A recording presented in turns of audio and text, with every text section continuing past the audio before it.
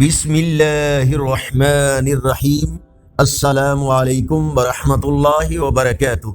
On line Quran 93 channel پر خوش آمدید۔ آج کی ویڈیو میں آج کے کیلنڈر کے ساتھ چند اللہ اور اس کے رسول صلی اللہ علیہ وآلہ وسلم کے فرامین، لیکن آگے بڑھنے سے پہلے نیکی کی دعوت کا حصہ بنے صدقہ جاریہ کی نیت سے اس چینل کو لائک، سبسکرائب اور شیئر کریں۔ بیل آئیکن پر کلک کر کے آل پر کلک کریں تاکہ ہر آنے والی ویڈیو آپ تک پہنچ سکے۔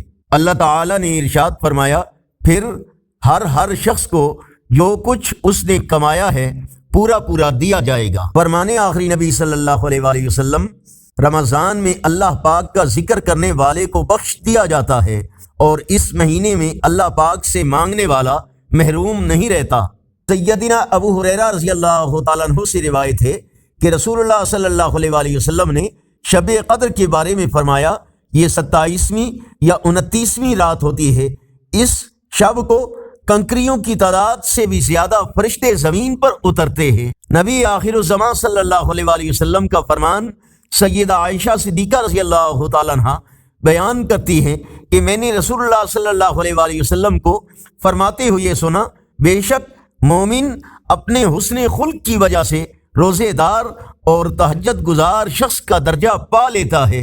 رسول اللہ صلی اللہ علیہ وآلہ وسلم نے فرمایا، گناہ سے توبہ کرنے والا اس شخص جیسا ہے جس نے کوئی گناہ کیا ہی نہ ہو۔ شب قدر میں عبادت کرنے کا ثواب اس رات عبادت کرنے والے کو 1000 ماہ یعنی 83 سال 4 مہینے سے بھی زیادہ عبادت کا ثواب عطا کیا جاتا ہے۔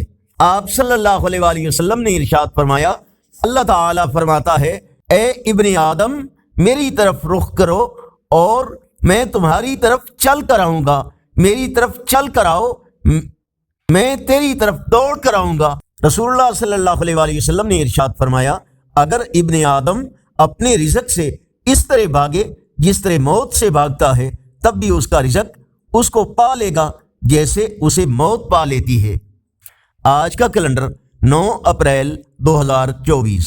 پاکستان، انڈیا، بنگلہ دیش میں 29 رمضان المبارک، سعودی عرب، متحدہ عرب امارات، افغانستان میں 30 رمضان المبارک اور پنجابی دیسی مہینے چیت کی آج 28 تاریخ ہے۔ یقیناً اللہ اور اس کے رسول صلی اللہ علیہ وآلہ وسلم کے فرامین آپ کی معلومات میں اضافے اور ایمان کی تازگی کا ذریعہ ہوں گی۔ صدقہ جاریہ کی نیت سے اس دعوت کو زیادہ سے زیادہ لائک، سبسکرائب اور شیئر کریں۔ کومنٹ میں مزید بہتری کے لیے اپنی رائے کا اظہار کریں۔ السلام علیکم ورحمۃ اللہ وبرکاتہ۔